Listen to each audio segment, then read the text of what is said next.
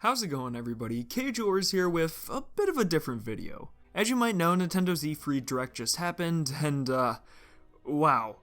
With two new Smash characters coming in Banjo and the Hero from Dragon Quest, No More Heroes 3, and Link's Awakening, there was plenty to keep me satisfied. But the announcement that has me the most excited and hyped up is a sequel to Breath of the Wild being in development. We did know that another game potentially using the Breath of the Wild engine was most likely going to happen, but I really did not expect to see it here. This minute-long teaser is a ride, but the greatest takeaway for me is what appears to be the return of the Gerudo King of Thieves, Ganondorf.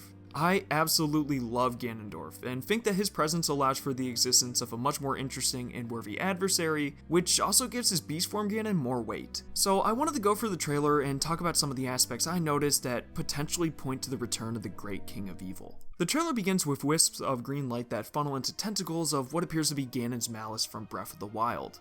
A tentacle of darkness also appears to be climbing up the center of the spiral and touching something that reminds me of the Shrine of Resurrection, or that of the obelisk that bestows you with runes or map data. The next shot shows a torch waving past an ancient wall picture which I believe depicts Ganondorf riding on his usual black horse that could be seen in Ocarina of Time. If you wanted any more confirmation, the man is holding a trident that is likely the trident that Ganon uses in games like A Link to the Past, Four Swords Adventures, and even the Nightmare uses it in Link's Awakening. This wall image, along with one other shot later, are probably the biggest variables that support the return of Ganondorf. Moving on, we see a couple more shots of the spiral and Malice as well as short-haired Zelda. A nice change of pace if I'm being honest. I don't exactly know what these green crystals are for, and could very well just represent the glowing luminous stones from Breath of the Wild. The color is reminiscent of the Twilight Realm from Twilight Princess, which Ganondorf was banished to, but that seems to be a bit of a stretch of our current information. The juicy stuff comes around 40 seconds in where we are seeing some panning shots of a corpse as equipped with the Gerudo emblem on a necklace and a larger one on the cape.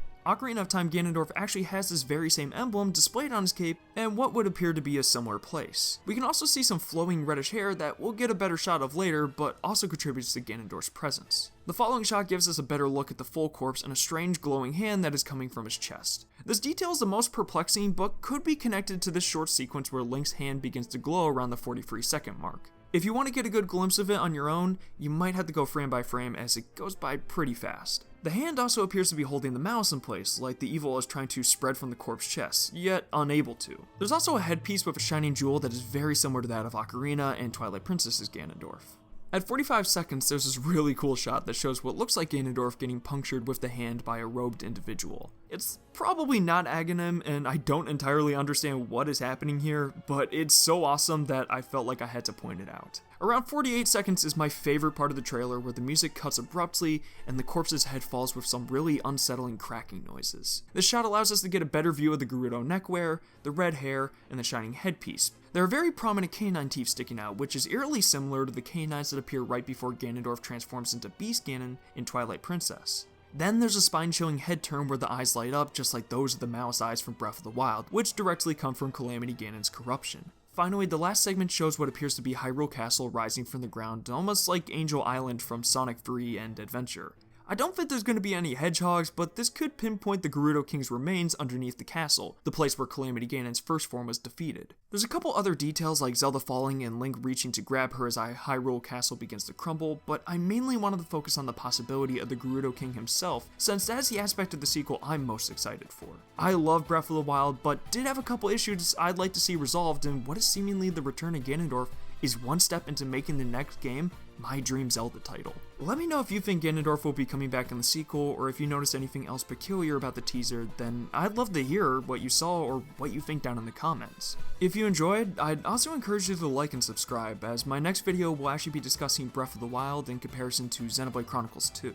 With that said, that's really all I have to say, and I'm not expecting to get any more new Zelda information until 2020, but man, I am so excited. But that's really it, so thanks for watching, and until next time.